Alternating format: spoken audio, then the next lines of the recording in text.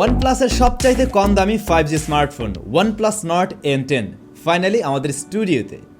একটা স্মার্টফোনের user interface বা ইউআই কতটা গুরুত্ব বহন করতে পারে সেটা এই ফোনটা ব্যবহার করলে খুব সহজেই বোঝা যায়।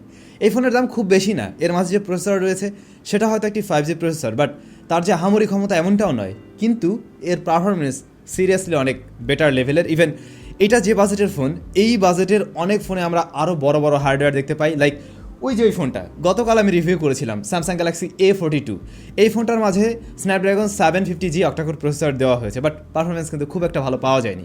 আজকের ভিডিওতে আমরা এই স্মার্টফোন সম্বন্ধে জানবো যে কম দামি ওয়ানপ্লাস নট আসলে কতটুকু ভালো কিছু আমাদের জন্য নিয়ে আসতে পেরেছে। চলুন শুরু করা যাক।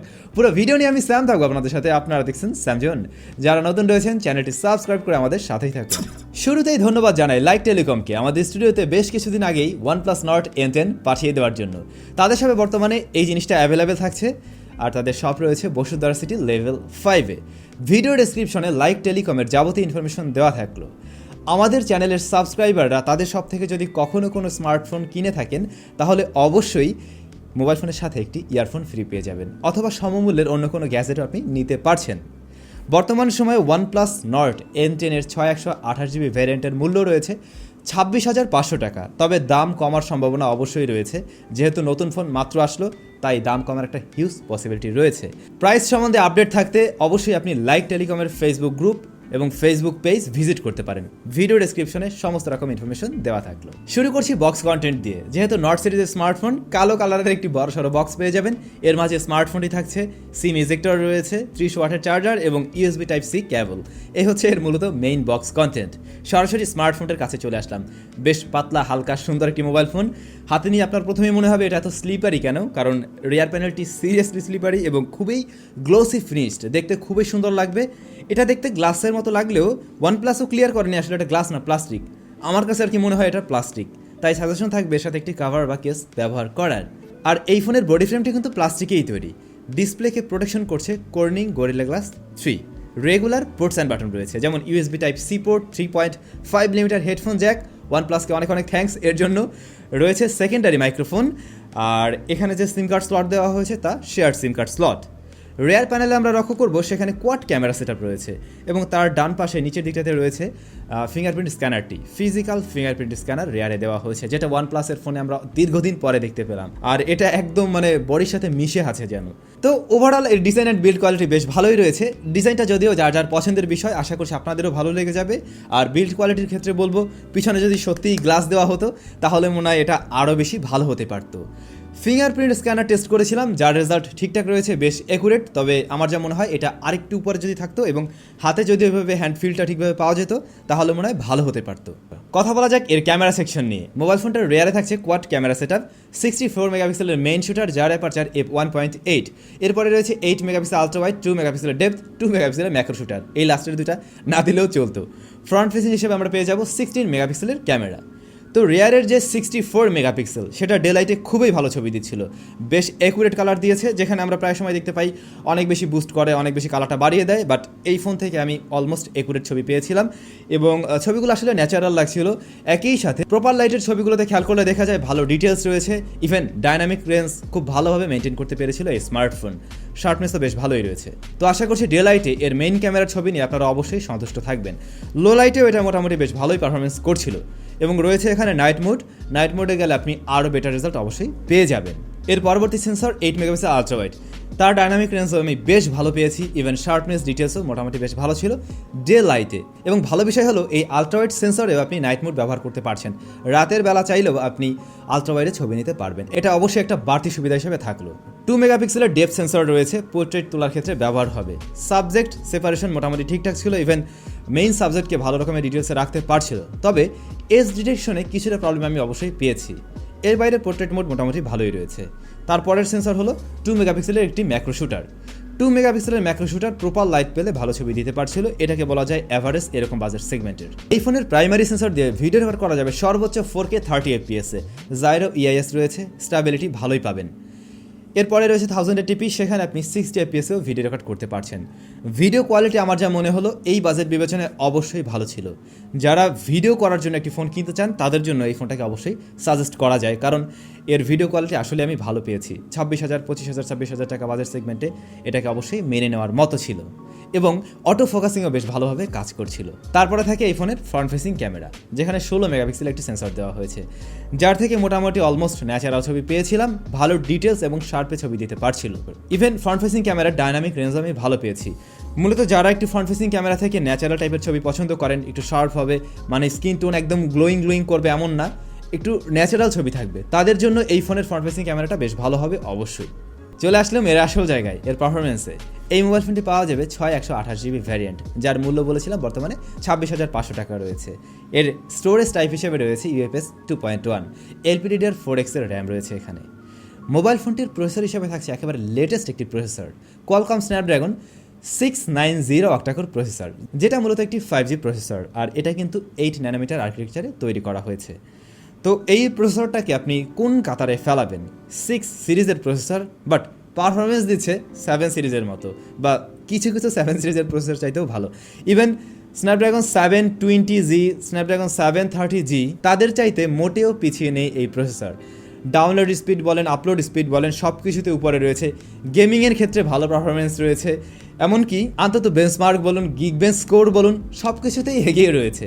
তবে হ্যাঁ, সিপিইউ ক্লক স্পিডে একটু পিছিয়ে থাকবে, যেমন এই প্রসেসরটার সর্বোচ্চ ক্লক স্পিড রয়েছে 2200 মেগাহার্টস, আর অন্যদিকে আমরা দেখতে পাই স্ন্যাপড্রাগন 732Gতে রয়েছে 2300 মেগাহার্টস। বাট অ্যাকচুয়াল পারফরমেন্সে এই প্রসেসরটা তাদের চাইতে মোটেও পিছিয়ে পারফরমেন্স করছিল না, তাদের সমান বলুন, কিছু জায়গায় একটু উপরেও পারফরমেন্স করতে পেরেছে।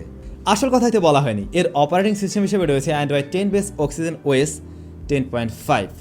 আমি ব্যবহার করার পরে 2 দিন পরে আর কি লক্ষ্য করলাম নতুন একটি আপডেট আসলো, এবং সেটা দেওয়ার পরে ক্যামেরাতে আরও একটু পরিবর্তন এসেছে, একই সাথে এর ইউজার এক্সপিরিয়েন্সও আমি বেশ কিছুটা পরিবর্তন লক্ষ্য করেছি, মানে আগের চাইতে আরও বেশি স্মুথ। আরেকটা বিষয় হলো এর ডিসপ্লেতে কিন্তু 90 হার্টজ রিফ্রেশ রেট রয়েছে, যে কারণে অন্য লেভেলের একটা স্মুথনেস পাওয়া যাবে অবশ্যই।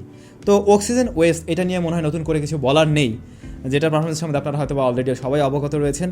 ধুমধামাকা পারফরমেন্স করছিল, আর রেগুলার কাজগুলো করতে গিয়ে আমি কোনো ধরনের প্রবলেম পাচ্ছিলাম না, কোনো ল্যাগ ফ্যাক কোনো কিছু দেখা পাইনি। আর এটাও জানেন যে এই ওয়েসটা খুবই ক্লিন, কোনো ধরনের ব্লোটওয়্যার বা কোনো প্রি ইনস্টল কোনো অ্যাপ ট্যাপ কোনো কিছুই নেই, অ্যাডও নেই। সো বলা যায় খুব দারুণ এক্সপিরিয়েন্স পেয়েছিলাম এর থেকে। তবে একটা বিষয় অবশ্যই বলা যায়, ওয়ানপ্লাসের এই Oxygen OS তাদের ফ্ল্যাগশিপ লেভেলের ফোনগুলোর সাথে যতটা বেটার পারফরমেন্স করে, আমার মনে হয় এই যে একটু কম দামি ফোনগুলোর সাথে বা নট সিরিজের ফোনের সাথে একদম ওই লেভেলের পারফরমেন্সটা করতে পারে না। বাট ওই লেভেলের পারফরমেন্স না করলেও এরকম বাজেট সেগমেন্টের অন্য ফোনে যে ধরনের UI ব্যবহার করা হয় তার চাইতে অবশ্যই বেটার পারফরমেন্স করে। এই মোবাইল ফোনের গ্রাফিক্স সেকশনে কিন্তু রয়েছে Adreno 619L, যেটা বলা যায় আমরা ওই যে স্ন্যাপড্রাগন 750G ওটাতে আমরা পেয়েছি, আবার স্ন্যাপড্রাগন 732G এর চাইতে কিন্তু একটু আপগ্রেডেবল বা একটু উপরে। সো গ্রাফিক্সও আপনি একটু ভালো পাচ্ছেন। তো প্রথমে আমি রান করেছিলাম এখানে Asphalt 9, যেটা খুব ভালোভাবে প্লেয়াবল ছিল, কোনো ধরনের ল্যাগ ফ্যাগের দেখা পাইনি, খুবই স্মুথলি প্লেয়াবল ছিল, বলা যায় বেশ স্মুথ এবং খুব দারুণ গ্রাফিক্স আমি পেয়েছিলাম, ইভেন কোনো ধরনের হিটিং ইস্যু লক্ষ্য করিনি। এরপরে টেস্ট করেছিলাম PUBG, যেটা সর্বোচ্চ HD হাই ফ্রেম রেটে খেলার সুযোগ রয়েছে। PUBGর ক্ষেত্রেও আমি কোনো ধরনের প্রবলেম পাইনি, খুবই স্মুথলি প্লেয়াবল ছিল, ইভেন লং টার্মের পরেও কোনো ধরনের সমস্যা পাওয়া যাচ্ছিল না। মাঝে টুকটাক কিছুটা ল্যাগের দেখা পাওয়া গিয়েছে, এটা খুব সিম্পল, এটা হওয়ারই কথা, মানে এটাকে আপনি ইস্যু বা পারফরমেন্স দেখাতেই পারছে না, খেলা যাবে না, এরকম কোনো বিষয়ই না। আর খুবই ভালো লেগেছে, ফোনটা একটা লং টার্মের পরেও ততটা গরম হচ্ছিল না। তো ভিডিওর শুরুতে একটা কথা বলেছিলাম যে একটা স্মার্টফোনের ইউজার ইন্টারফেস আসলে অনেক বড় একটা গুরুত্ব বহন করে। গতকাল যখন ওই ফোনটা নিয়ে আমরা রিভিউ করলাম, বারবার বলেছিলাম যে অপটিমাইজেশনের মনে হয় মিসিং রয়েছে বা সমস্যা রয়েছে, ল্যাকিংস রয়েছে, যার ফলে ওই প্রসেসরের পারফরমেন্স সে ততটাও দেখাতে পারছে না। তো দেখুন, যদি ওই ফোনের সাথে এই ফোনটাকে এখন কম্পেয়ার করা হয়, তাহলে সব দিক থেকে ওই ফোনের চাইতে এই ফোনে বেটার এক্সপিরিয়েন্স পাওয়া যাবে, কারণ এখানে হাই রিফ্রেশ রেট রয়েছে, আলাদা রকমের স্মুথনেস, Oxygen OS এর যে বিষয়টা, তারপর গেমিংয়ের যে বিষয়গুলো আমি বললাম, সব কিছুতে ওই ফোনটার চাইতে এগিয়ে থাকছে। তো এই কারণেই বলা হয় একটা মোবাইল ফোনের ইউজার ইন্টারফেস আসলে তার প্রাণ। তো ওভারঅল এই ফোনের পারফরমেন্স নিয়ে বলা যায় এটা নাম্বারের দিক থেকে একটু ছোট শোনালেও স্ন্যাপড্রাগন 730, স্ন্যাপড্রাগন 720G এই সিরিজের থেকে মোটেই পিছিয়ে থাকছে না, বরঞ্চ কিছু জায়গায় একটু এগিয়ে থাকবে অবশ্যই। ওকে, কথা বলা যাক এর ডিসপ্লে সেকশন নিয়ে। মোবাইল ফোনটিতে দেওয়া হয়েছে 6.49 ইঞ্চ IPS LCD প্যানেল, যা ফুল HD প্লাস রেজলিউশনের। এর PPI ডেন্সিটি রয়েছে 406, বেশ বড় সড়ো রকমের PPI ডেন্সিটি, যদিও এটা একটি আইপিএস এলসিডি প্যানেল, বাট এর রেজাল্ট সিরিয়াসলি একদম বেস্ট লেভেলের ছিল। খুবই ভিভিড কালার দিচ্ছিল, খুবই কালারফুল, অলমোস্ট বলা যায় অ্যামোলেড স্ক্রিনের কাছাকাছি। কোনো ধরনের সাইড নেগেটিভিটি পাওয়া যায়নি, সানলাইট ভিজিবিলিটিও বেশ ভালো পেয়েছি। তবে একটা ব্যাপার একটু দেখতে পারতো, সেটা হলো নিচের দিকের চিনটা আমার কাছে বেশ মোটা মনে হয়েছে, ইভেন উপরেরটাও আরেকটু ন্যারো রাখা গেলে দেখতে অবশ্যই এটা বেশ ভালো লাগতো। টাচ রেসপন্স মারাত্মক রকমের পেয়েছি, আর এটা যেহেতু 90 হার্টস রিফ্রেশ রেট সাপোর্ট করে, সো স্মুথনেস থাকবে ওই লেভেলের, এটা খুব স্বাভাবিক। আর ডিসপ্লে টপ লেফটে রয়েছে একটি সিঙ্গেল পাঁচ হোল, যেটা আরেকটু ছোট রাখা গেলে পার্সোনালি আর কি আমার কাছে বেশ ভালো লাগতো। এর বাইরে ওভারঅল এর ডিসপ্লে নিয়ে তেমন একটা কমপ্লেন করার কোনো জায়গা নেই। তারপরেও বলবো, যদি অ্যামোলেড বা সুপার অ্যামোলেড দেওয়া হতো তাহলে অবশ্যই বিষয়টা আরও বেশি ভালো হতে পারতো। বা এখন দেখা গেছে আমরা 25,000 টাকা 26,000 টাকায় সবাই হয়তো বা অ্যামোলেড স্ক্রিন আশা করি। এর মানে এই ডিসপ্লেটা খারাপ মোটেই কিন্তু সেরকম নয়, আর এই ফোনের দাম হয়তো খুব শীঘ্রই আরও কিছুটা কমে যাবে। ব্যাটারি, এই ফোনটাতে রয়েছে 4300 মিলিঅ্যাম্পিয়ারের ব্যাটারি, আর এর বক্সে আমরা পেয়ে যাব 30 ওয়াটের চার্জার। ওইটা দিয়ে এই ফোনকে ফুল চার্জ করতে সময় লেগে যাবে 1 ঘন্টা প্লাস প্লাস, কিছুটা বেশি সময় লাগবে। আর এই ফোন থেকে আপনি ব্যাকআপ পেয়ে যাবেন একদিনেরও একটু বেশি। খুব যে হেভি ইউজ করেছি তেমনটাও নয়, তবে একজন রেগুলার ইউজারের মতোই ইউজ করার ট্রাই করেছি। আমার যা মনে হয় আপনারা যারা হেভি গেমিং করেন বা হেভি ইউজার রয়েছেন তাদেরও মোটামুটি একদিন খুব সহজে এটা চালিয়ে নিতে পারবে। এর সাউন্ড কোয়ালিটিও বেশ ভালো রয়েছে, লাউড অ্যান্ড ক্লিয়ার। আর আমরা কিন্তু এখানে ডুয়াল স্টেরিও স্পিকার পেয়ে যাচ্ছি, এইটা দুইটার থেকে সাউন্ড পাবেন। এতে প্রয়োজনীয় সমস্ত রকম সেন্সর রয়েছে। নেটওয়ার্ক জনিত কোনো ধরনের সমস্যা পাওয়া যায়নি, ডাটা কানেকশন ব্যবহার করেছিলাম, লোকেশন জনিতও কোনো ধরনের প্রবলেম পাইনি, সমস্ত কিছুই ঠিকঠাক রয়েছে। এখন ফাইনালি এই ফোন সম্বন্ধে আমার নিজস্ব কিছু মতামত রয়েছে, কিনবেন না সে সমস্ত বিষয়ে কিছু বলবো অবশ্যই। তবে তার আগে একটা বোনাস স্পন্সর সম্বন্ধে একটু বলতে চাই। এই যে দেখুন, আমি সুন্দর একটা নেভার সেটেলের কি বলা যায় হুডি পরে আছি না, তো এইটা আমাদেরকে আসলে স্পন্সর করেছিল হাতের কাছেই .com, যাদের সাথে বর্তমানে আপনারা এই সুন্দর জিনিসটি পেয়ে যাবেন খুবই সুলভ মূল্যে। ভিডিও ডেসক্রিপশনে হাতের কাছেই .com এর ফেসবুক পেজের লিঙ্কটি দেওয়া থাকলো, আপনি চাইলে অনলাইনের মাধ্যমে অর্ডার করে এটা একটা কালেক্ট করে নিতে পারেন। ওকে, কথা বলছিলাম এই স্মার্টফোনটা আসলে কতটুকু কি ভ্যালু ফর মানি কিনা এরকম বাজেটে। বর্তমান সময় এর 128GB ভ্যারিয়েন্ট পাওয়া যাচ্ছে 26,000 টাকায়। তাতে আমরা কি পাচ্ছি, একটি 5G প্রসেসর পাচ্ছি, আইপিএস এলসিডি প্যানেল, রেয়ার প্যানেলটি গ্লাসের মতো লাগলেও প্লাস্টিক, ভালো একটা ক্যামেরা রয়েছে অবশ্যই, আর মোটামুটি এর ওভারঅল পারফরমেন্সও বেশ ভালোই ছিল। কিন্তু তারপরেও আমার মনে হয় এই বাজেটটা একটু বেশি হয়ে যায়, আরেকটু কম দামে পাওয়া গেলে এটাকে ভ্যালু ফর মানি অবশ্যই বলা যেত।